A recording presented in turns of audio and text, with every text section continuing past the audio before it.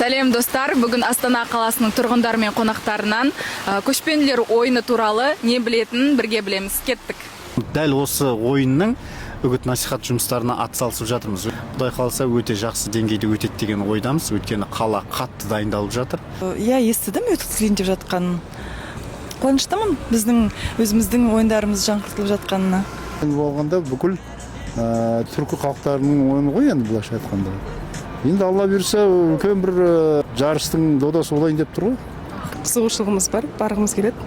Жақсы ғой, дәріптеп жатқаны қазіргі уақытта жастарға сіңіріп бұрынғы ұмытылып қалған ойындарды бару жоспарда бар. Балдарға да сол нәрсені сіңіріп өсіргіміз келеді. Қазақтың салт дәстүрлерін үйретіп, әсіресе ойындарын өте қызық. Таратылып жатқан бұқаралық ақпараттардың мәселесі бойынша осы Астанада өткізіледі. Бұқаралық сол көшпенділер жарысы да. Көкпарға мен боларым жанкүйер. Или бәйгеге ат шабыстарына.